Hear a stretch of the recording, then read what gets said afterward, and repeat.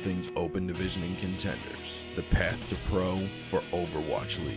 And here are your hosts, Thorn Rain and Kyle Wynn. And welcome back for this week's episode of the Black Watch Report, episode 22, Talespinning back into the limelight. I am your host, Thorn Rain, and with me, as always, my co-host, Mr. Kyle Wynn. How you doing tonight, Kyle? Fantastic. Perfect. As always, we start off just by going over a little bit of what we have done in the past week. I can't speak tonight. I finished my placements. I duoed with my son, and I placed a solid 2,300 mid-gold, right where I belong. But I used me and him used the LFG tool and got some solid groups. I think with the LFG tool, I went like 6-1-1. Oh no. So it's working out. Commendations are awesome. I'm really digging it. Other than that, my son competed in a solos Fortnite competition last week where he ended up being the only person in the competition, so he got his entry fee back. But we have a duo tournament at a local LAN center, One Life to Play gaming lounge here in Northeast Ohio, and his teammates all backed out on him. So I'm gonna have to play a game that I'm terrible at so he can compete tonight. So if I'm able to stream up at the LAN center, you might get to watch me fail at duos in a live setting tournament. So we'll see if I can get that set up. But other than that, it's just been a quiet week. Oh wait, no, Contenders started. Watched a lot of Contenders. How about you, Kyle? Let's see. My state is on fire. Literally, like the whole of Northern California is on fire. So whenever you go outside, it's just smoky and it smells like everything's on fire. I have played a ton of Realm Royale lately. I got up to I'm up to like Plat 3 in squads with Deathblow and Blevins, and then the occasional fourth person. It's like crack. That game is so good. Oh, it's one of the. I'm much more of a kind of battle royale player than I am a Overwatch player at the moment. I've been playing that. I've been playing some GTA, some PUBG, some Guitar Hero as per usual. I think that's it for this week. Been watching a ton of Contenders. I actually watched it live last night and Tuesday night, which is a weird thing that I don't very often do. I usually just watch it like the morning of the podcast recording and skip through all the little bits, and it was nice to kind of have a break where I could kind of just like relax and we can, kind of chat in the Discord in the meantime about all the new roster stuff and who's looking good and not.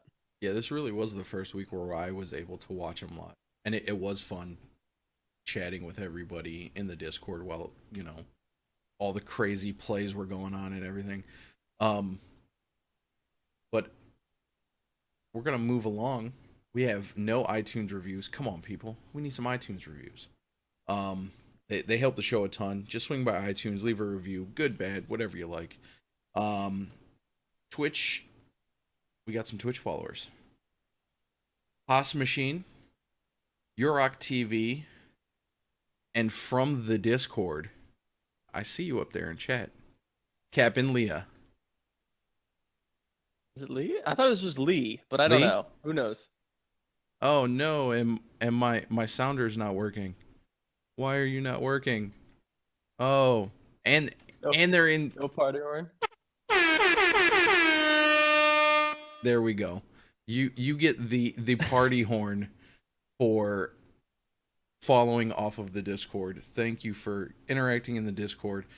Hanging out and chatting with us. I see you in the Twitch chat. Thank you so much. It is Lee. It's Lee. Right. Okay. Cap and Lee. But other than that, we've got a huge shout out to make right now. We started our Patreon last week, and shortly after we started it, we got our first Patreon, and that is Mr. Shrugoff at the $5 specialist tier. I'm going to run down these tiers for you. At the $1 tier, you are a recruit. You'll get a shout out on the show, and you'll be added to the recruits section on our Twitch page. $2 gets you into the private tier, or I'm sorry, private first class tier. You get all of the same benefits as a recruit, and we'll read your personal message live on the show, so you can submit a message, and we'll read it out for you. And then at the $5 tier, Mr. Shrugoff gets this. You get all of the private first class benefits. You get priority on interview questions if you have any for any of our interviews that come up. And as we get more specialists, you'll have a chance to be the official Patreon that is going to oh man, I'm completely drawing a blank on my words right now. I had a long day at work. Sponsor the news section. So for this week, the news is brought to you by our Patreons, and more specifically, Mr. Shrugoff. And with that, we're going to get right into the news. So Kyle, why don't you take us away? So we have some drama from down under. I wish I could have made that rhyme. I kind of wanted to, but INTerstella, with a big INT in their name, has been disqualified from Australian trials due to having ineligible players on the team. Whether that is an age restriction thing, they didn't file proper paperwork, or someone's banned, we don't really know. But all of the outcomes of their records has been completely wiped, and instead, Pixl is going to Contenders, and Surge Esports is dropped from 3rd to 5th. You want to talk about a feels bad? Nothing like thinking you're going to Contenders and then getting dropped out because somebody didn't follow the rules on a different team. That's rough. But we're going to move right along. Our next portion of the news, Element Mystic have suspended Sparkle for selling his account back in May of 2017. He will not participate in Contender Season 2. He was not dropped from the roster, just to make things clear. He's still on the roster, but he's just not allowed to play with the team for this season of Contenders. Sparkle is one of the players that we pointed out when we did our little bit of watching of Korean Contenders towards the end of their season, as a phenomenal player. Obviously, this was like over a year ago, and I doubt he was even remotely in the scene at the moment, but still, like, if you have any inkling of wanting to be a pro player, you need to, like, dot your I's and cross your T's. And don't sell your account or boost or do any of that really, really blatantly bannable stuff.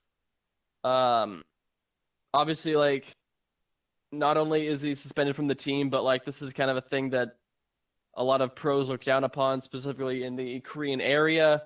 But it's, like you said, it's not the end of the world. So maybe Season 3 he'll come back, did his time, and then is able to come back and continue being a phenomenal player. And Season 3 should be, my math is correct, should still be in the signing window for expansion teams for Season 2 of Overwatch League. So he's going to have to step it up in Season 3 if he's able to play. Definitely. And then speaking a little bit of expansion teams, and this is a bit of a reach, but it's not like... It's not a far reach. No, but yeah, exactly. And that is the Seattle Skyfoxes have been asked to remove the Seattle from their name and are now just going by Skyfoxes. Note that they are not the only team who went by a previous name that was based on a location. There is your Copenhagen Flames. There is your 5 Hour Energy Detroit Renegades, who are now pretty much gone. But they still have Copenhagen Flames who were not asked to remove their name. And I mean, technically... What does that lead you to believe? And technically Toronto Esports, too. They could have asked Toronto to change the name of their Overwatch team. Which would be weird because that's like their org name. Yeah. So, I mean, being the only team, there's been rumors that Seattle might get an Overwatch League team. This just throws gallons upon gallons of gas onto that fire that we might see an Overwatch League team in Seattle. Yeah, I would be so super stoked for that because the Pacific Division needs some help. It is currently like just in the dumpster. Like, I think, was it 4 teams from the Atlantic made it and only 2 from the Pacific, and those are Yep. both the LA teams. So Yep. that's kind of a feels bad, but hopefully the whatever Seattle team that we do get is good. And now moving into some stranger news, Optic Academy is no longer Optic Academy. They're GGEA, which is the abbreviation for GG Esports Academy. That is the parent company type thing that is over Optic. It's kind of weird because at one point in time there was news that this Esports Academy was actually fielding 4 or 5 teams within Contenders. It was basically like a scouting agency. This is where we saw why am I drawing a blank on his name? Can't remember. Alecus. From Alecus. The London Spitfire. He went and apparently built a bunch of teams and then gave those teams to different Overwatch League teams for their academy teams. But now it's just Optic apparently, and it's super weird to say in matches. It's so not as cool too. It's Optic Academy is so much easier to say than GGEA or GG Esports Academy, because it makes me think like, EA, Electronic Arts, the not very highly reputation game company. So, that's unfortunate. But moving on, we have kind of a bit of sad news, but it definitely was a long time coming. We saw this coming from a ways away. It's Kryw, who is labeled here as a tank. He's a weird player in that he was a Zarya main and then also like a Pharah main.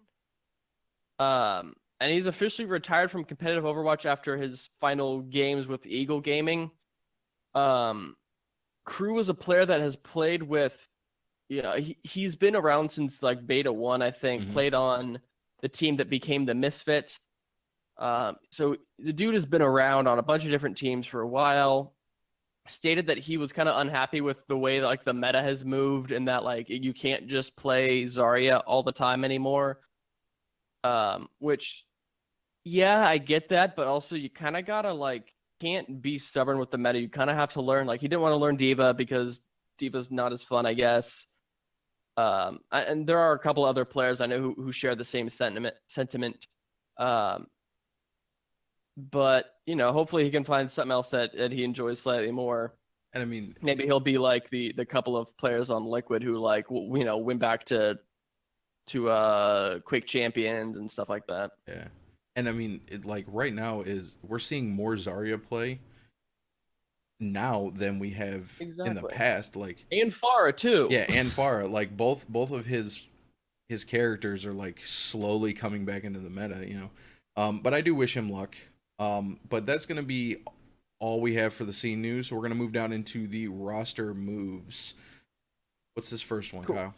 So, Angry Titans are angry to announce. There's a joke in the Discord about that. The Angry Titans said we're happy to announce, but then they're the Angry Titans, so they should be angry to announce their Contender Season 2 roster, which is ONIGOD, erki, Elevote, Mercy, Lulsish, Afox, Luddy, and IPN. I swear this is the same roster as last time.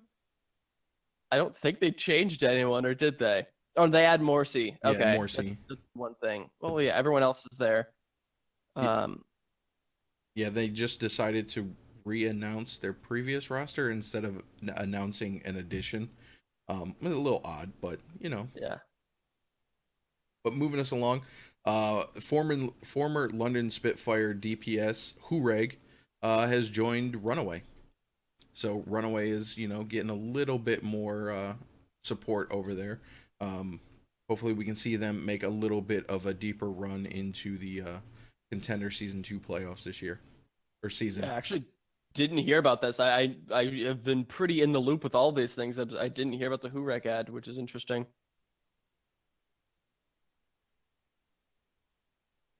Oh, it is my turn next. So next up we have Foxes adding 2 new DPS with Ace and Just. I'm not super familiar with either of these 2 players, but Foxes are a team that I don't think made playoffs this most recent season, but hopefully they do now with these additions. Yeah, that was one of the teams that I think just missed playoffs. They didn't get relegated down, but they didn't make that final push. And then we've got a little bit more from the Korean side. We've got Element Mystic adding Alpha, tank player to the roster ahead of the start of season 2 of Contenders. So hopefully that'll help them out a little bit in this season. And back to NA for a minute, we have Envious announcing their Contenders roster. There was a cool little video that Hastra put up, but obviously this is kind of a big announcement, so we will talk about it in the main discussion. Oh yeah. And then going back to Korea, Metagaming announce Won Jae Lee, support player, joining Metabellum. So again, we saw earlier on in Trials Meta Athena buffing up their roster, and then it really didn't work. So now they're trying to make sure that the Metabellum team can actually stay in Contenders and do what it needs to do. What team was Won Jae Lee on previous? He was on an NA team, wasn't he? I believe so. I'm really I wonder about what team this was. I'll be able to find it real quick here. Wasn't on that. I feel like he was on like XL. Oh no, he was on Simplicity. That's what it was. Yep. Okay. And then that whole thing kind of just fell apart. And Simplicity just kind of went the way of the Avengers. I mean, I'm sorry. But that leaks. Speaking of teams falling apart, Copenhagen Flames. How about them, huh? This Holy is crap. mind-blowing what happened over the last 3 days with Copenhagen Flames. Their Twitter is a nightmare. It's just like we now like to announce the departure. We now announce the arrival, the departure, the arrival, the departure, the arrival. We have 9 new players. They lost 3, and that is Immortal stepping down. Chubbs have differences of opinions with the team, and Midnight requested to be released, needing time off. They add Nerfed on tank, Molfig on flex, and Graceful on support. I swear to God, Graceful was like the Zarya player for Simplicity. No, Grizzlies. Grizzlies, yep. But now he's a support. So whatever, man. Who even knows? Any way he can find his way into Contenders, Graceful's gonna find his way into Contenders. Yeah, exactly. And then we've got Selly and Luke B leaving Meta Gaming. Not Bellum or Athena. They just left Meta Gaming completely. Just wanting to part ways, and I know they are both looking at the team right now. After being on the team, I don't know about Luke B, but I know Sally was on the team for like not even a month. Like a week and a half, it felt like. I feel like we just announced him joining the team like 3 episodes ago. Very possibly. Back to NA news, we have IO Sucks. I think that's his name. Has been added to XL2 as an assistant coach, I believe. It's IO Stux. Yeah, who previously worked with Bioweek, I believe. Yep. Not super duper well known, not the highest reputation, but you're in XL2, so you're working up. Good for you. Oh yeah, and XL2 kind of like it feels like they're kind of picking up the lesser knowns for like the coaching staff, and it's good to see them kind of really getting behind the tier 2 scene and giving these players and analysts, coaches a chance to shine. But moving to the Great White North, Visility joins Toronto Esports. We saw him on a short stint with Envision in, I believe it was the Beat Invitational. I forget where he was before that. I believe he was at Orglis in Hungary. Yep. So it's good to see him, and we'll talk about him a little bit later too. Yeah, he was on Orglis in Hungary with Kryw, who's the main support of Toronto. So I assume when they're like looking for a player, Krew's like, wait a second, I know this guy who's really good at a bunch of heroes, pretty good Genji, good Widowmaker, good Hanzo. Gives him a call, now you're in the team. And then this last little bit I wanted to cover real quick. We've been kind of talking about it. It's pretty common knowledge at the moment, but we have Contenders players. I'm just going to talk about the the two teams closest to us because there's a ton of Contenders players all over the freaking World Cup this year. But the two countries we care about the most because they're the closest to us is USA and Canada. On USA, we have Zachary and Elk from Fusion University playing, both of which are expected by us and a couple other people in the Discord to be part of that starting 7. Yep. And then on Team Canada, we have Crimzo from Envious, Keller from GGEA, Roll from Gladiators Legion, Mangachu from XL2, and Shane from, I believe, Bye-Week on Team Canada. I think for sure either Crimzo or Rolf are going to be on the starting 7. Mangachu probably, Shane and Keller maybe not because they're just not as good as the two other ones. I'm just going to say in my World Cup predictions, I believe I had Crimzo and Rolf going to Canada for the World Cup team. And they both deserve it. So well done, guys. Like, I super excited to see all these Contenders players across all the different regions getting into the World Cup teams. It's really awesome. That it wasn't just completely dominated by Overwatch League players. So, but that's going to wrap up the news. And now it's time for a refreshment. Break away from your normal energy and go rogue. TheRogueEnergy.com. Use promo code BlackwatchReport at checkout to get 10% off of your order. Now we're going to go into This Week in Overwatch, brought to you by Liquipedia. On July 1st, we saw the Overwatch Pacific Championship 2007 Season 1, won by Flash Wolves. Overwatch Contenders 2017 Season 0 Europe, won by eUnited. And then a Chinese player, K-Hart, age 21, happy birthday, Team CC DPS. On July 2nd, we saw Overwatch Contenders 2017 Season 0 North America, won by Immortals. Overwatch Team Story Chapter 2, won by VC Gaming. And then MG, currently free agent Flex Tank, formerly of the Shanghai Dragons, turns 19.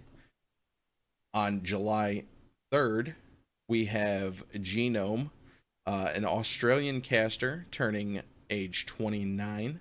And then Undead, formerly of the Shanghai Dragons, currently playing for LGE as DPS, is turning 23. On July 4th, we had Zupe,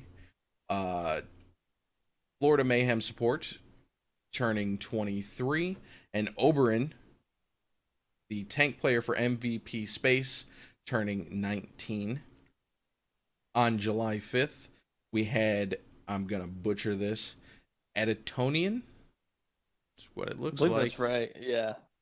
Current free agent support, formerly of Splice, turning 27.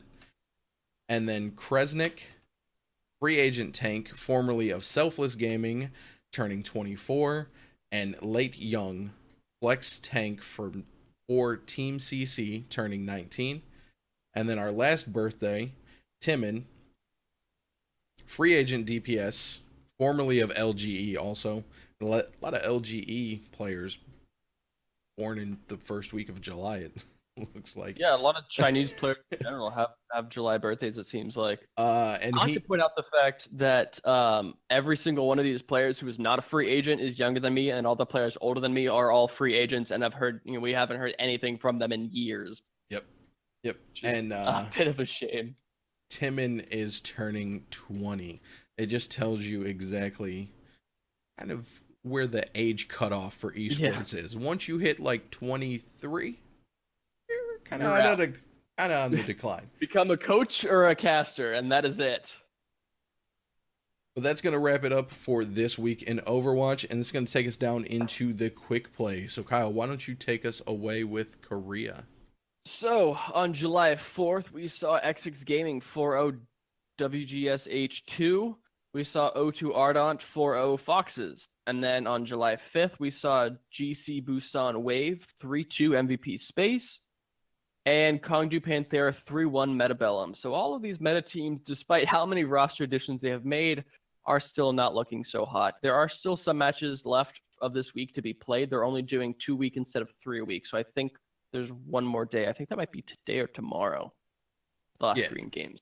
Yeah, the Korean like weekly schedule it's really weird. They only play two matches a day, and they do 3 days, but it's spread like way far apart.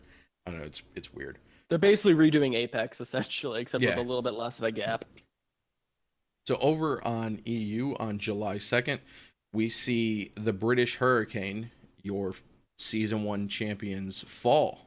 Young and Beautiful 3-1. Angry Titans just dumpster Orglis and Hungry, I'm sorry, 4-0. Snakes beat the Bazooka Puppies 3-1. July 3rd, we see CIS Hope 4-0 the Copenhagen Flame, and this is obviously right before the roster implosion, so maybe we'll see some different outcomes next week. Team Giganti so. Taking it to Eagle Gaming 3-1, and then we have Org losing to 1 point 3-1. It's such a weird name. Like I get the abbreviation. Their name is Who when it's abbreviated. So I'm just gonna call them from here on out. They're Who, because it sounds so weird saying we have Org. I don't know. But that's it for the other 2 regions. So let's roll into NA. Kyle, take the analysis away. So we had our first game on July 3rd of Contenders NA Season 2. It was Fusion University taking on Second Wind. We saw Fusion University 3-1 this. I called a 3-1. Thornrain called it a 4-0. We were both technically right, but I was technically more right. That's the important thing. Most interesting thing about this matchup is that Krakenlaken is out. I assume it is a like a personal life thing. I don't think that he's kicked off the team or he needed to be better. I think it was like, hey, got some sort of family thing to do. And then we had Bernard, who was on BK Stars before, I think 2 Apex seasons ago or something like that. Pretty notable Diva player in at that spot. On Lijiang Tower, Fusion took it 2-0. Tanks were doing phenomenal job. We saw Zachary get lots and lots of headshots, but that was mostly because Beast Halo and Bernard were just like creating incredible space. On the other side for Second Wind, we saw Zaxal, who's playing the Pharah, have some questionable barrages as well, which is part of the reason that they ended up losing that map. And you have a note for this, correct? Yes, and my day 1 notes closed on me, so they are reopening. Okay. They're taking forever. That note's not that important. Okay, we'll move on then to King's Row, which is technically a 4-4, but I think it's like a 5-5 in favor of, or a 4-5 in favor of Fusion University. There was an overtime push. Both teams made it all the way through. The first time around, I believe it was, is where Zachary on the Hanzo was like getting just really key picks. I think he got like the Mercy first. Yep. And when you lose a Mercy first, you're pretty much donezo. So they got that. Like, I don't think they lost anyone. Got a perfect team kill, perfect 6-0 on that first fight. Both teams made it all the way through. And Second Wind on this overtime defense took out the GOATS comp and also did the pretty aggressive defense as well, where they kind of rush you on the defense. And I think Fusion University lost that first one. They immediately swapped to May and Farah, who were like pretty much the best 2 counters to that comp, and just kind of straight dumpstered them. Oh yeah, and with the Farah May switch, it was really awesome because we saw the May wall come up, and then Who Are You just pops his barrage and gets a quad kill off of the wall that ended up leading into a team kill, which is what actually gave Fusion University the point A on their second attack. It was a thing of beauty, the way they set it up. And I think the other interesting thing about this as well is second wind also without like normally other teams will kind of wait a second, but they realize that this is overtime. So why don't we just straight run in, jump on them real quick? Because they just used a bunch of ults. They're not going to have anything else. We're just going to go jump on them. And then they were able to hold them like before they even got through the archway, which is a really solid hold. Oh yeah. Then on their defense, Who switches to the Junkrat, and second wind is able to cap on A, but then Who has a tire that is basically able to seal the deal and get Fusion University this win. But on the side of second wind, we saw Wub, who I think was not in, but then was brought in after the fact. So Shadows was playing the whole time. Zoxal was playing the first map, and then I believe Wub came in for him and was on the Genji and was just like kind of the shining light that they needed, which is most of the reason they were able to get all the way through and get that second cap as well. Oh yeah, and Wub actually had an insane Dragon Blade to take the point A on their final attack. He got a 4K off of it, but he waited for the trance to pop, and then he just dove right into the back line and then chased people into the hotel and got a 4K, like leading through the hotel, comes out, drops down, and then takes out, I believe it was Zachary on the Hanzo to finish out his reign of dominance on Genji. So Wub was doing fantastic on his Genji on King's Row. And then, so we're at a 2-0 in terms of in favor of FU so far. Moving on to Anubis. You have a note here for Fusion University that Beast Halo's aggressiveness is still getting him killed. Oh yeah.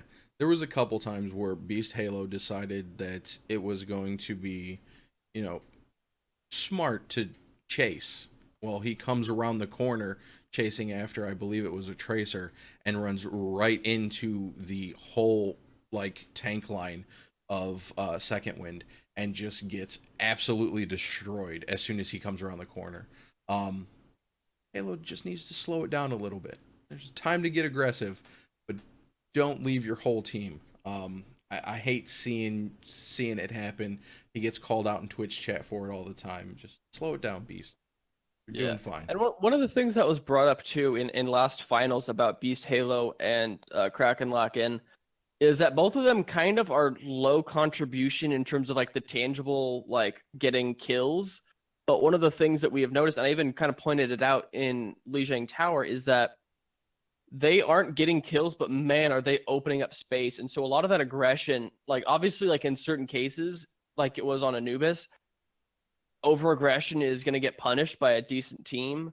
But for the most part, it seems like Fusion University's plan is to utilize the tank aggression to really, really open up space, get the team dislodged and kind of panicking. So that way, Zachary and you can kind of clean up shots on their respective snipers. Yeah, but both of the tanks are great at diving in and pulling the other team's tanks away from the supports and DPS, which then allows Zachary and to get those picks. But it's every time that they decide that they're gonna chase after a kill and not actually separate that they get picked. That's when they have their biggest issues, is when they're like, oh, this Mercy's over here by herself, I'm gonna go take care of her. Well, right around the corner is, an Orisa, a Reinhardt, or a Hanzo just waiting with a loaded arrow, and they get dropped as soon as they come around the corner. It's when they get too far out from their team that it's an issue. But no, they're supposed to be the bait, not get baited. Yeah, definitely. And then, so this is already technically a win for Fusion University. We move on to Rialto, where Second Wind is able to take the one map off of Fusion. And that is primarily because it seems like not a lot of teams truly have a great understanding of the map so far, which I love seeing. I love seeing teams figure out how to play maps, figure out where you want to be holding, figure out what team comps are good on certain places. But here we saw Wub and Shadows on their double sniper comp, really giving Zach and a run for their money here. Mm-hmm. Just looking absolutely incredible, getting great picks, and we're able to hold them just to 1 point.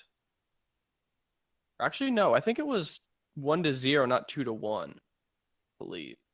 Yeah, because the final checkpoint was right underneath of the last like archway before the bridge going over the Right. water. Which is where we saw Alarm doing his best Jonak impression, just Oh getting yeah. kills after kills, but they couldn't capitalize on the kills that Alarm was getting. But it was like for every 2 kills that Second Wind was getting, you would see Alarm pop up with a kill.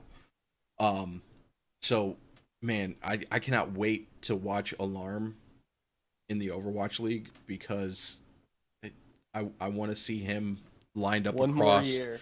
from Jonak. I want to see who finishes that game with the most kills and the most damage because they are both super aggro.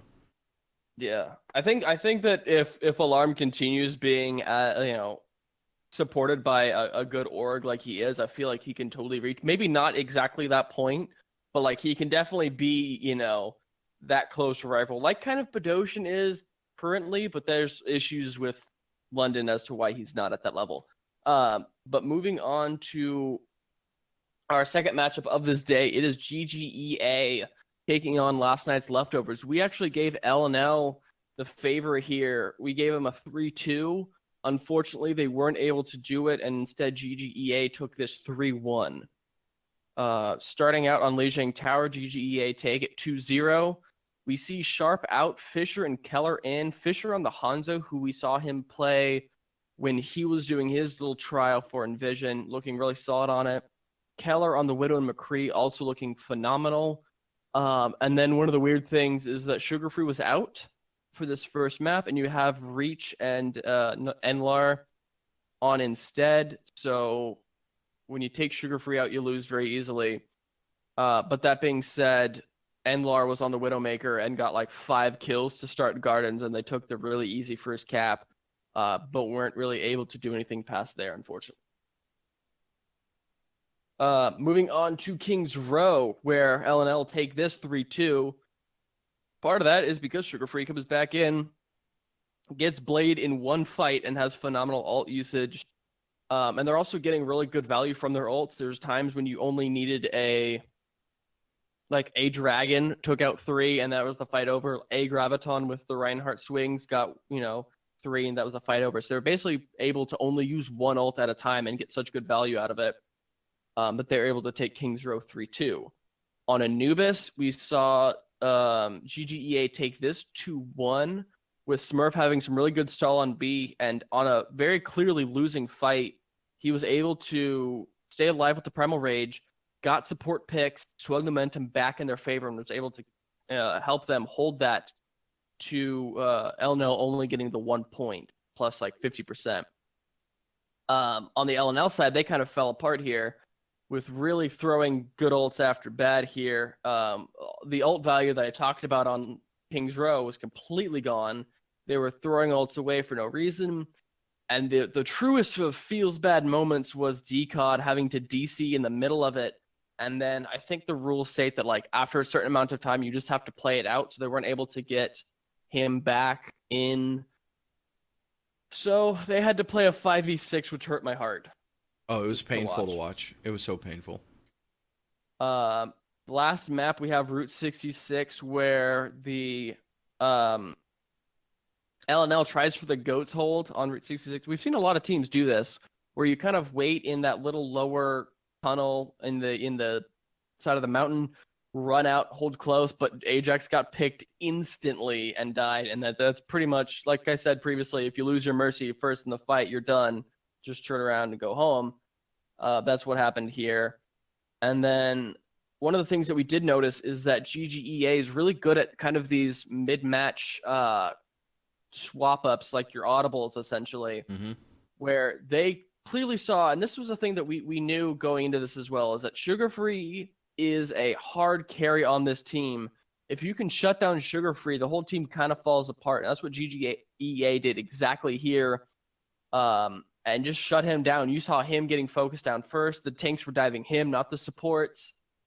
That like the way to destroy LNL is to kill Sugar Free, and it worked for GGEA in this case.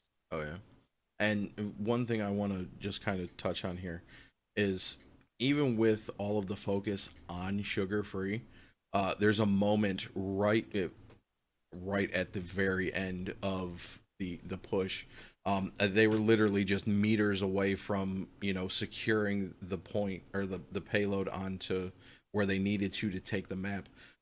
Sugar Free drops down right in front of Fisher and hits deflect and destroys him with an arrow, and then turns around and pops the blade and gets Keller on the Widow in the back and just deletes the DPS. There's only one problem. The rest of LNL was dead and there was no one on the payload, and time ran out. So Sugar Free opened up the win potential because they were right there, but there was no one else. No one else from LNL was even remotely close to the payload. It was kind of heartbreaking for Sugar Free in that moment. Yeah, so that was GGEA winning that 3-1 against LNL. Next match of the final match of this day was Gladiators Legion taking on Mayhem Academy. We had Gladiators Legion taking this 3-2. They won it 3-1. We kind of gave Mayhem Academy a little bit too much credit. I feel like their main problem is they are a new roster. They haven't played together. Like, only very few members have played together before. So they need a couple of weeks to iron out some of the issues here. Started out with a win for Mayhem Academy on Lijiang Tower as a 2-1. Shaq's looking phenomenal here. We've heard lots of people in our Discord really talking up Shaq's. Shaq needs to be the one that gets picked up from this team. And we really think that he was really trying to carry as much as possible. And he was like that on Orglis as well. Orglis was a team that really focused on Shaq just being absolutely ridiculous. They had a fight back with a 2v1 on Control Center. They're able to like squeak out and get back, which was really cool to see as well. And then speaking of Control Center, the weirdest thing we've ever seen, what does every single team run as their team comp on Control Center? It's your straight ground and pound Zarya Reinhardt diva with usually like a McCree or a Junkrat or a Pharah or something along those lines. And what did Gladiators Legion run? Straight dive. We're like, what are you doing? And it worked too, because Panker is Panker and he just knows how to dive really, really, really well. Oh yeah. And speaking of Panker, you get over onto Night Market, and there's a moment where Milkman was just lining up to wreck Corey. And what does Panker do? He just dives right in front of Milkman and stands there and body blocks Milkman and traps him inside of one of the side rooms on Night Market, preventing him from getting out and killing Corey. I think Corey was at like 20 health at the time. Just one of those 900 IQ plays where it's like, no, you're not going to kill my Widow. I'm going to stand here and you're going to have to face me and my giant monkey. Like, it was support Winston. It was amazing. Like, just how quickly he dropped down and just stood there and prevented him from getting through the door. So again, Panker, I mean, we talked him up last season. Phenomenal tank. If we don't see him when he's old enough in the league, it's a shame. Is he not old enough currently? I'm curious about him. I think he's 17 right now. We might be able to see him in season 2. Does it say? I don't see. Wikipedia doesn't say anything. All right. Well, we'll trust that. So one of the other notes I had is that on King's Row, speaking of kind of the Reinhardt battle here with Panker, Milky Man definitely got completely outranked here. Panker was the better Reinhardt definitively on King's Row. And that also helped open up a lot of space for Corey to just explode on Widowmaker. We have a highlight reel coming out sometime soon. We have all of the clips together. We're just going to get it edited and it should come out soon. Last check was 3 Corey highlights out of the like 10 or 11 we had total. We're going to cut those down, but like a third of them are Corey just going ham on Widow. So that kind of it wasn't even just like consistently good Widow play. It was like consistently good Widow play plus like the occasional like straight pug champ, you know, diving through, gets the headshot on the hook shot and then gets like 2 more, peeking around the corner, gets 2. A lot of good stuff here. Kings Row was taken by Gladiators pretty handedly. Volskaya, same thing. And then Gibraltar, I lost my notes. Or I didn't think I watched that one. I probably should have gone back and watched that one, but Corey was continued to be good on Widow. Yeah, in my notes it was Corey with 3 quick headshots, shutting down the mayhem. Corey kills Hago and Spawn. He was completely bloodthirsty. This was the Corey show. That's basically what day 1 for Gladiators Legion was. And it was fun to watch. You reach a certain point on Widowmaker where you're just like I assume he told his team, all right, guys, I'm having one of those games. Just like pocket me as best as possible. I'm just gonna kill everyone. And I assume Gladiators Legion is like, oh, okay, no, yeah, we know exactly what to do, and they just did exactly that. Because when you're feeling it as a Widow, it's such a mental game. Like we see that with Taimu all the time. If he is not feeling it, he is missing easy shots.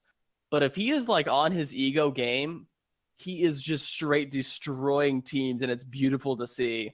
Corey was definitely on his ego game. He knew he was the stuff, the hot stuff, and was just bodying everyone. But moving on to day 2 here. This was yesterday's matches that we're able to cover because we are recording this on Friday instead of Wednesday. We see XL2 taking on NRG and winning 3-2 against them. We had NRG winning this. I had 3-1. You had it 3-2. You were closer than me, but we still were both technically wrong.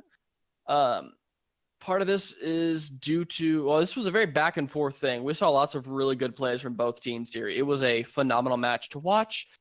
This would have totally been our match of the week if we did that. We're going to do that later on. But some of the important things to note here is, first off, Flower is now Nanohana. Got to make sure we always remember that. No. I'm going to call him Flower. That's fair. I'm stubborn. It's like double the syllables too.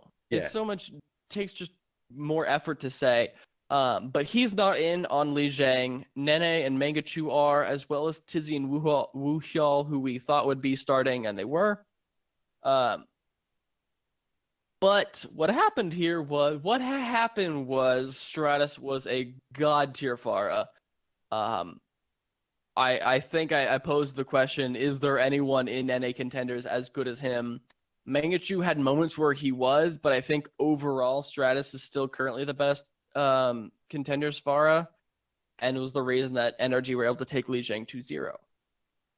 Interesting thing we saw on King's Row is that Clone Man came in. We thought Tizzy was pretty good. He had a lot of really good moments on Li Zhang.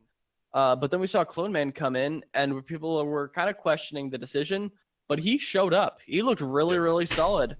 Part of it was also Mangachu having a fantastic Hanzo game. Last fight especially, he kind of just exploded. I think this was the overtime rounds to get that 4 points instead of just the 3. But meanwhile, Rascal, who was the addition for this NRG roster, is kind of a mainstay at this point. And has just been looking really good. He had a great Genji play, great Pharah play, great Widow play. The dude has a really phenomenal hero pool here. We saw him bring out a little bit of Mei as well. Yep. But he is like a fantastic projectile player who's also like been grinding Widow since he left Dallas Fuel and is looking phenomenal at it. Oh, yeah. And we saw Poise and Stratus, kind of starting to gel back in Pit and Beat and everything. But I want to talk about on their first attack. Stratus throws out his Dragon Strike, which kills Wu Yal, kills Wu Yal, and in the process forces the Transcendence. And as soon as Rascal hears the Transcendence, he just drops in with a Dragon Blade and just starts wrecking people. Gets a 3 kill with the Dragon Blade, which is what ends up securing point A for NRG. So just the pairing of the Shimada brothers on NRG was a thing of beauty to watch. I definitely suggest if you watch anything, go back and watch King's Row NRG XL2. It was phenomenal. Yeah, it was great. So that was King's Row. Now we move on to Anubis. So King's Row went XL2's way. We saw on Anubis, Nanohana Flower come in, Mangachu go out, which was kind of interesting. I was kind of under the assumption that Mangachu should have been the permanent player because he was a phenomenal Hanzo. He was, the phenomenal Pharah as well. Definitely is not the best Genji on this team. That is, I don't even think he can argue against that. I feel like he's in agreement with me as well. But we saw this was another one that NRG were able to win. Part of that was because Stratus on Pharah was like absolutely wrecking on defense. There were lots of fights where like NRG lost 1 or 2, maybe even 3, and he was just able to get like picks here and there. They just were ignoring him, and you cannot ignore Stratus on Pharah. Nope. Because the dude doesn't really miss a lot of shots. Oh no. And so we're talking about Stratus's Pharah. Let's talk about Stratus on Genji. So we talked about Rascal on Genji getting a 3K. How about Stratus getting a 4K and the DMAC on their attack? Again, after Transcendence was burned. NRG was fantastic at baiting out the Transcendence to open up the Dragon Blades, and Stratus just absolutely wrecked with this Dragon Blade. And man, Stratus, everywhere we look on our notes, Stratus is just on them everywhere. So just watch out for Stratus this whole second season here. Yeah, I think that obviously, minus the fact that neither one of these players are a really good tracer, I feel like the Stratus Rascal, maybe if you pick up all 3, maybe if you pick up NRG as a whole, you could probably do with adding a couple other players in and having a really good expansion team. But like, Stratus is definitely on my list of really, really, really good players, specifically in the current meta. I don't know how well he's going to go eventually if the meta changes, if we lose Hanzo, if we lose Pharah. He's not the best Genji. But I do think if you're picking up a team for like this current meta, I feel like he's a really, really, really good pickup. Oh, yeah. But moving on to Rialto. So currently we had NRG up 2-1. Rialto is where XL2 pushed it back in their direction to tie it up with a 3-1. This was a really interesting thing. So one of the things I want to kind of preface this by saying that I forget who it was, but I saw a tweet of someone said that, I think it was Elk, said somewhere that XL2 has been like scrimming a ton lately. And there's certain maps where it becomes so clear that they have scrimmed this map to perfection. And that was Rialto. They're the only team who has finished Rialto thus far in Contenders in NA. Because they basically just, like, I have this in my note, I'll read it verbatim here. Steamrolled, got stalled for a fight, made a swap, continued to steamroll. They were so well rehearsed, but also flexible at the same time. They when something didn't work, they knew what the problem was, knew how to counter and fix that problem, and then just continued to dominate NRG on this map, and just looked phenomenal the entire time. Oh yeah, and when you talk about swaps, we saw Nene on Zarya. And there was a point where Clone Man catches a huge charge. Like, it is on the verge of dying, and literally a split second, a hair between Clone Man and the wall, Nene flips around and throws a defensive barrier on him, saving Clone Man, which then allowed Clone Man to wreck the opposing Reinhardt. Like, it was one of those plays where how do you have the sense to catch that? You're in the middle of a fight and you spin bubble and then spin back around and just get right back into the previous fight that you were already in. It was a thing of beauty to watch. And I mean, we're talking Nene, DPS, mainly like we see him on the Widow, we see him on Genji. He's playing Zarya and he played it phenomenally. Like, you want to flex? Nene's your flex. Yeah, absolutely. He was looking phenomenal. This was Nene and Megachu in on this, I believe, with Flower Nanohana out. And then finally, and like this was another momentum thing too on Ilios, which was the tiebreaker. We saw Rascal come out because one of the notes I didn't put on Rialto was that the dude just got bodied constantly. He would just get, headshot by Nene, get res, headshot again. It was a little sad to see, honestly. And my theory for this, or hypothesis for this, is that I think he made the call himself. He's like, okay, I'm just not feeling it. Something's wrong. Just throw someone else back in. I don't really want to continue to do this because I'm just getting dunked on at the moment. And so for Ilios, we saw Rascal come out and we had Stratus and Poise in. Poise on the 5th map only, didn't play the first 4. Didn't do so well, surprise, surprise. But also the reason was that Mangachu's Farah just didn't give NRG a single opportunity. I think at least was a perfect 100-0 Yep. with almost no contesting from them at all, because he was just getting kills up the alleyway too as they're running up from spawn, just getting a kill. And XL2 was doing a really good job of playing around that as well, specifically also Nene on the Hanzo doing really, really good work to play around that just pure momentum for Mangachu's Farah. Oh, Mangachu, the Farah on Ilios, it was insane. There's a moment on Lighthouse where, now granted, not all of them were final blows, but Mangachu pulls off a sextuple kill with a perfectly positioned barrage. He floats over the center portion and comes around from the back and just drops down right behind the team and just unloads on everyone. And he lives too. And he lives. He didn't die. It's a thing. It's amazing. And then just full team wipe. Boom. Reset. And it's how is he doing this? This is the Mangachu of old. And this would have been the match of the night, I think, if we would have went in this week, because these two teams just went at each other. And then it kind of stalled out in Ilios. It was very one-sided, but it was fun one-sided to watch, that was for sure. Yeah. And then before we move on to the next match, I feel like we just have to do the main discussion now, because it's going to feel awkward if we break down the team and then talk about what happened with them. So let's start off with what happened here. I mentioned previously that Envious has picked up a new roster. They've announced their roster. There's a great video too. I think it's a hilarious video of Hastro cleaning all the trophies, saying good morning to all the trophies, and then looks at the Contenders one and say, "We need another one of those." And I was watching this, I was yelling, "No, they didn't! No, they didn't!"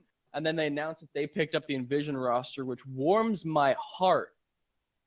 But also, I saw they didn't announce him at first. He was the last name to announce. And I had to go back and wait, what happened? Because they announced Talespin, who we did we knew that he was kind of teasing that he was coming back to a Contenders team. We obviously know that he's been on Envious forever. He was on the team as well in that Jaru Fisher visibility spot, which was even more amazing to see. So you want to kind of take away here from the main discussion? Oh yeah, it was awesome, the fact that Envision, the guys from Envision got picked up, and they get to retain that spot that they fought for. We called for it on last episode that somebody needed to sign this whole team and buy this contender spot, and I mean, really, who better than Astro and Team Envy? Discord exploded. Me and you were talking in our channel about just how amazing this was and what we were gonna see. So just super hyped that these guys got to come back, and so happy. And then one of the things that brought into me is, what does this give? What does this team have now with Talespin in on this team? This initial roster has played together for quite a while. Lots of members of this team have been together since Contender Season 0. Most of them have been together since at least last season, where they got I think 3rd, 4th place. But the team comp possibilities for this is really kind of interesting, because not only is Talespin pretty much, he was the first good Farah. he was the first definitively best Pharah for quite a while, all throughout that like 2016 to 2017 kind of, really early beta to kind of the first couple of lands. But he also has a really good tracer too, and that's what he played quite a bit of. We'll talk about in the map breakdown. He plays quite a bit of tracer. He also plays quite a bit of Genji as well. But Buds is also pretty good Genji, so I think when they play dive, you'll probably see like this is interesting too because both Buds and Talespin can both play tracer and Genji. We did see when it was Jaru in, obviously Buds needed to be on the Tracer instead of the Genji because Jaru was a phenomenal Genji. Mm-hmm. But it seems like right now they're probably running Buds on the Genji and Tail on the Tracer. Oh, yeah. Now, kind of when this happened, we weren't really sure what this meant for Contenders as a whole. Obviously, Team Envy is the parent company or parent organization for the Dallas Fuel. So was this going to make Team Envy an academy team? Were they going to be an affiliated team? How is this going to work out? Hastro actually did a kind of AMA style video shortly after the announcement. He kind of alludes that they're gonna be an academy team, so they'll get all of the benefits of the two-way contracts and stuff like that. It's not fully confirmed. It was just kind of alluded to. So it's gonna be good to see kind of what comes of that leading into season 2 of the Overwatch League. Yeah, and I was really wondering about this because this was a very last-minute thing. It was not even a week, or it was about a week ago that it was announced that the roster has been dropped. So I was kind of wondering, like, whether or not they're gonna have time to, I assume there's extra paperwork in doing the whole academy team thing. But it seems like they were able to get that done, so good on them. I wanted to kind of break down a little bit about where Talespin comes from.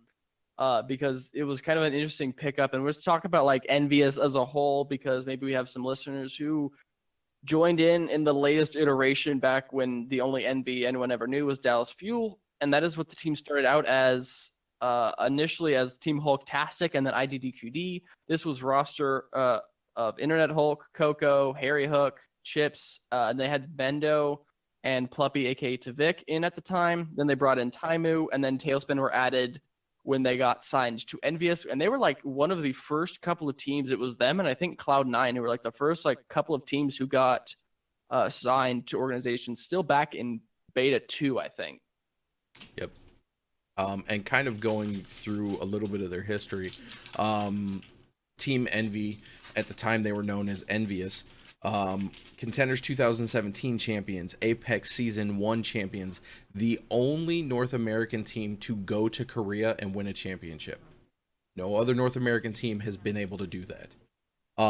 They were the MLG Vegas 2016 champions, and currently still Envious holds the longest win streak with 57 consecutive series wins. That streak ended up being broken by Rogue at the ESL Atlantic Showdown at Gamescom 2016.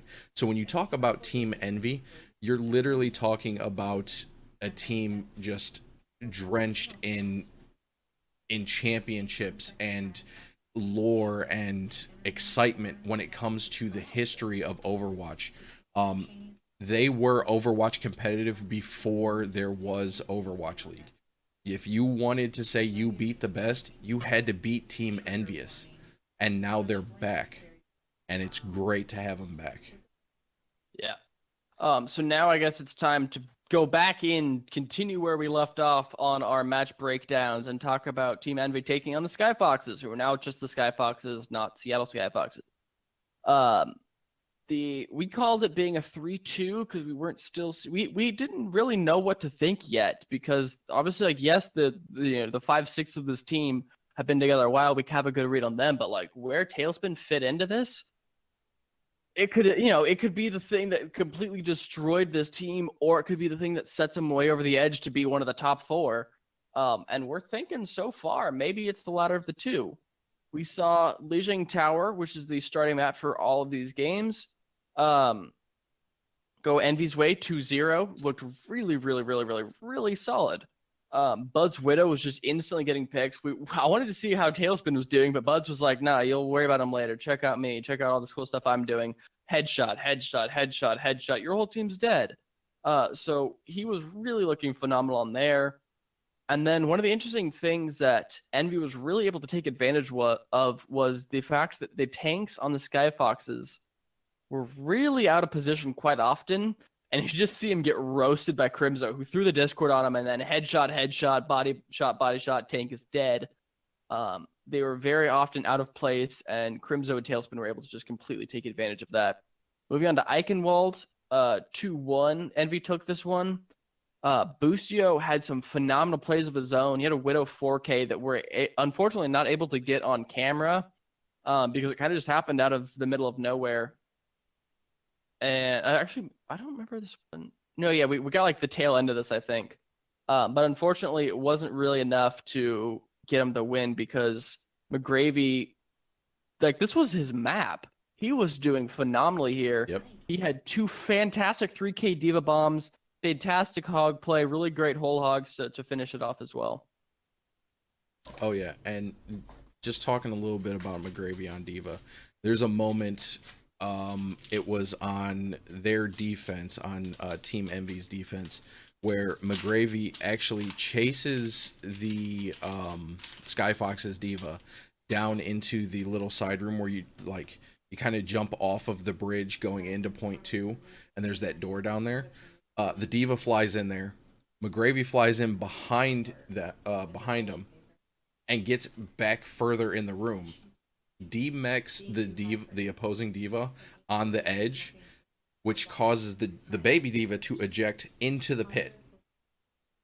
And then McGravy kind of just throws a little bit of BM and waves bye to the baby Diva as it goes flying into the pit. It's actually hilarious to watch. I would highly suggest, just kind of checking that out. I might try to clip it and just share it out on Twitter. Yeah. Moving on into our next map was Volskaya, where Envious took this 1-0. They have been looking like these first 3 maps were so clinical that you can tell they have been playing together. I think that they've been trialing with Talespin for quite a while because he just looked really well integrated into this team. They had a lot of really good swaps. They were able to full hold, and then they only needed to cap the full tick, I think, after that. They just had really good swaps, really good positioning, got really good picks to start it out, and this kind of steamrolled from there.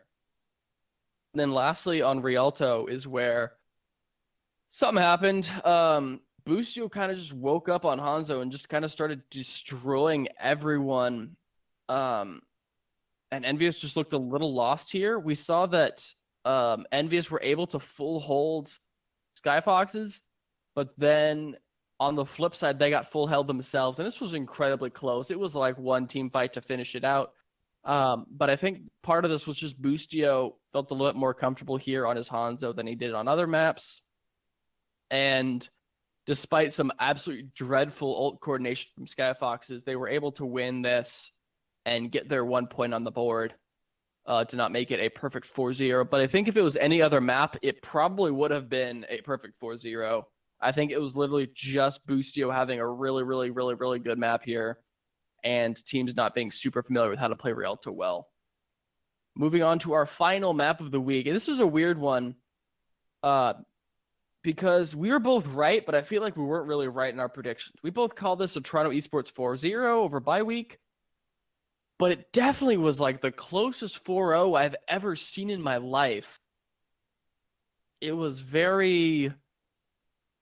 I don't know. It started off being kind of weird. So Toronto Esports was the second place team out of Contenders Season 1. They have looked phenomenal, except in this first map, they were like, I don't know what was happening. They were disjointed, getting picked early, kind of just not playing like a team at all. And then they kind of just like woke up halfway through the second map after losing the first one, and then kind of just started like picking up momentum. So it was like a steam train kind of slowly picking up the pace, and then just kind of going really solid after that. You had a Yeah. note on disjointed, right? Oh yeah, and you talked about when they picked it up in the second half. When they were on night market, Axiom actually pops his primal rage and ends up getting a 3K, two of which are environmental kills because all of bye week decided that they were going to go stand by that health pack kind of off on the edge.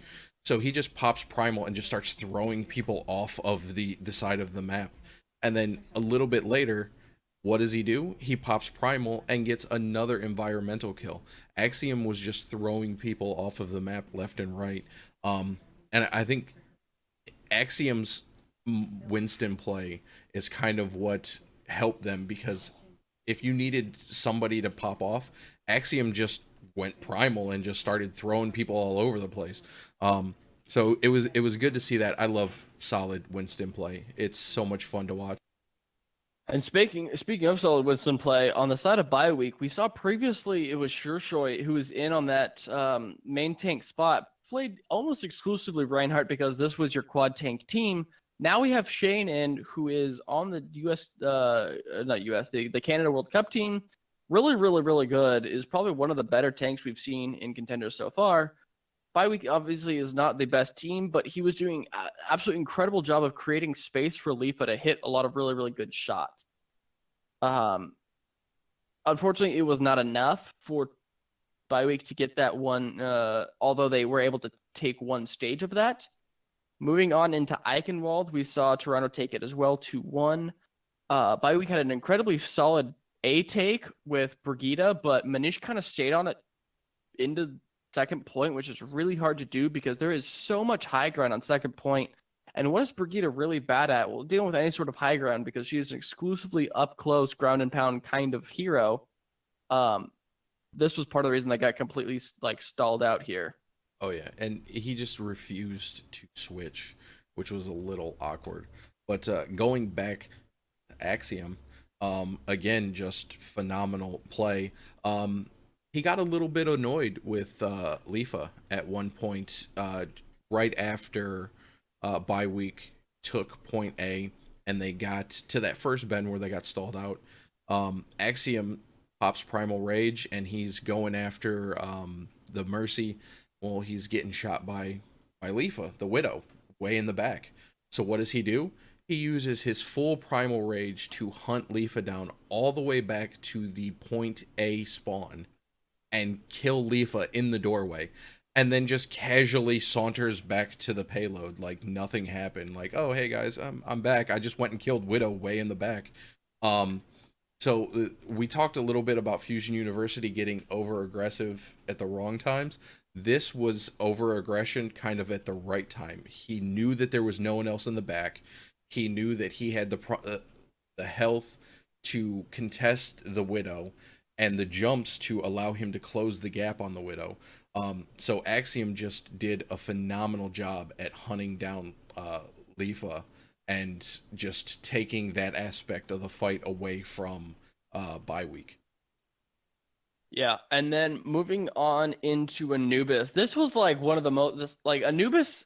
As much as people hate 2CP, this is the reason I love watching Anubis. It reminded me of the very first Dallas Fuel Soul Dynasty match in stage 1, I think it was.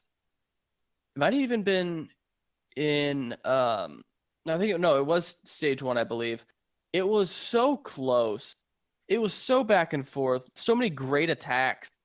On the first attack, it was hilarious because Nero ended up switching to the Junkrat, and then Shane was on the Reinhardt, had his ult up after they capped out A, or heading on into the second point with that Earth Shatter. He gets knocked up into the air by a Junkrat mine, hits his Q, Earth Shatter's down, and it gets three knocked down, win the team fight. They have a 6-minute time bank. And then Toronto, it's their turn. And then it just goes back and forth and back and forth.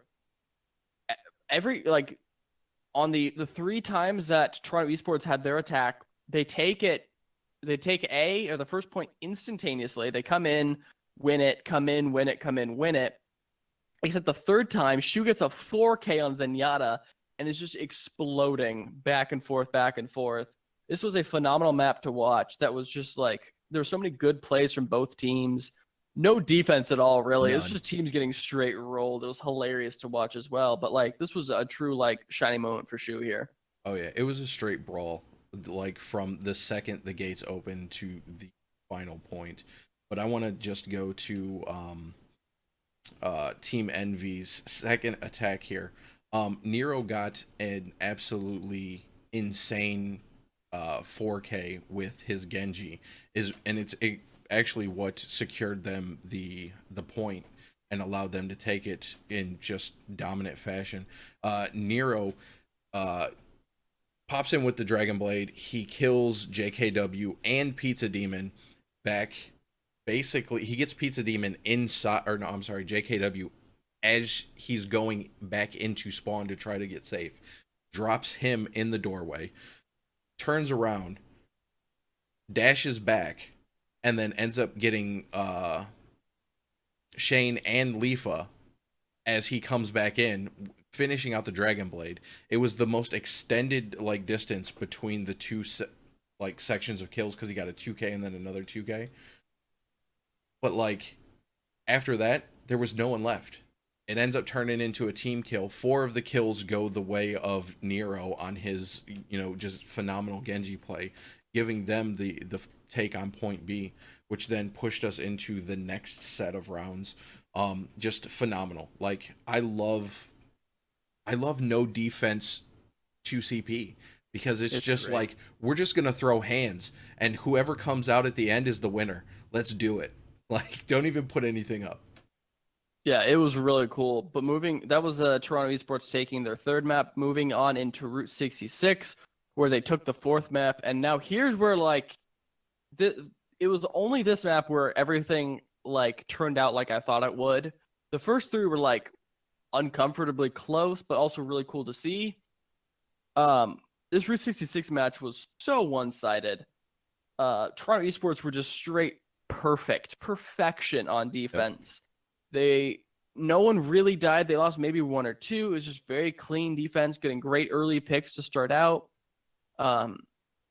Really just not letting Bioweek even like set up for a coordinated attack, because they're just losing people so early on into the fight. On their attack, they brought in the Bastion to get really cheeky with it. Didn't work out, but then they were able to switch to straight dive afterwards and destroy Bioweek, cap out the point. 4-0 like we thought it would, but didn't play out like we thought it would. Yeah. Now I want to highlight something here. We all know of the many combos in the game. One of them being what's known as the big boom. It's Graviton Surge, then you set a Diva Bomb right in the middle of the Graviton Surge, and you blow everybody up. Well, I'm calling this one the baby boom, because you had Guardian throw his self-destruct, and what's coming in right behind the self-destruct? Oh, Axiom's halt off of Orisa. Oh, that was a phenomenal play. Axiom hits it at the perfect moment. Absolutely, like a second sooner, and he wouldn't have gotten the people pulled to the location he needed to. A second later, and they would have been pulled back away from the Diva Bomb. Pulls everyone literally right into the middle of the Diva Bomb. Drops 4 right there off of a halt Diva Bomb. It's phenomenal the way that they timed it. It's another one of those things you can bet this will be in our plays of the week, because it's phenomenal. Truly a classic. But that will do it for our map breakdowns for our quick play. Now we're moving on finally into the main discussion, into our speculation station, breaking down next week's matches. First, on July 10th, what do we have, Thorn? We have Second Wind versus the Mayhem Academy. I have Second Wind taking this 3-2. Kyle has Mayhem Academy taking it 3-1. Now, I want to preface this by saying this is Second Wind's second best chance at getting a win, I feel like. Mayhem Academy and Bioweek are going to be their 2 easiest opponents. That's the only reason I'm going second wind here. We've seen second wind, they don't look horrible, they don't look great, but guess what? Mayhem Academy, they don't look horrible, but they don't look great. So I think this is fairly evenly matched, and it could go either way, really. And I think this is just Mayhem Academy. I think they need a little bit more time to kind of start working their way up to getting better to meet their potential. Yep. And I think that maybe this will be the match that they kind of have started figuring things out. But it could be another week or two, or could never happen. So who knows, man? Who knows? Oh, yeah. But moving us along, we've got GGEA versus Gladiators Legion. And me and Kyle agree on this. Gladiators Legion, 3-2 all the way. Wrapping us up on July 10th is Fusion University versus last night's leftovers. And I like me some cold pizza and day-old hot dogs, but not against the Fusion University. Definitely not. Kyle's got it going 3-1 Fusion University. I've got it going 3-2 Fusion University because Kings of Five, man. The Kings of Five. That's fair. And then finally, our July 12th matches, we're going to see Toronto Esports take on the Skyfoxes. We both have this going in Toronto's favor 3-1. Toronto, obviously, they had a not great game, but then they kind of worked it out. And I think that they will continue to work it out and be better. Skyfoxes have been looking solid. Maybe they'll take the one, and that's what we're giving them, that one. Yep. Next up is Team Envy, and I had to wait until today to do this because I really wanted to see how this team played out. Because they're going against XL2, who is another phenomenal team. We're both going in favor of Team Envy on this one, but it's a very close 3-2. If this went any other way, we would not be surprised in the slightest. There's total possibility for this to go XL2's way if something doesn't happen right with Team Envy. Finishing it out is bye week versus NRG. We have bye week being the true bye week and getting 4-0'd by NRG here. But I feel like maybe that's not necessarily true anymore because they looked really, really good against Toronto, but maybe against a team that's not quite NRG's caliber, maybe against an LNL, maybe against an Mayhem Academy, maybe even against a second wind or GGEA. I feel like they could kind of not be a 0-10 or 0-5, whatever they were. Yep. 0-8 team anymore. So I think that they're looking better, but this is not where they're going to get that first win yet. Oh yeah, I agree wholeheartedly. But that's going to wrap us up for this week. So as always, we need those Twitch followers. Swing by the Twitch, hit that follow button. It is greatly appreciated. We'll give you a shout out on the show. iTunes reviews. Swing by iTunes, drop us a review. 1 star, 5 star, it doesn't matter. All reviews get read on the show.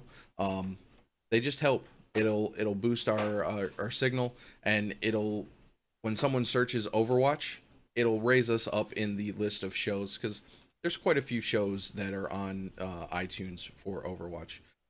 But other than that, where can they find you on the internet? You can find me at Kyle the Winner, spelled WYNNER, on Twitter and Twitch. And you can find me at Thornrain on Twitter. I'm also at Thornrain on Twitch, but I do most of my streaming over on the Blackwatch Report Twitch stream. You can find the show on Twitter at Blackwatch Report. There's no O in report. You can email the show, blackwatchreport@gmail.com. You can follow the show on Twitch at twitch.tv/blackwatchreport. We record live, typically Wednesdays, 6 p.m. Eastern. Our intro music is the main theme for Overwatch, covered by our very own Kyle Wynn. This has been a High Noon production. You can find all of our shows over at highnoonpodcast.com, and you can come and chat with all of the hosts over at the Discord at discord.me/highnoonpodcast. And with that, Blackwatch out.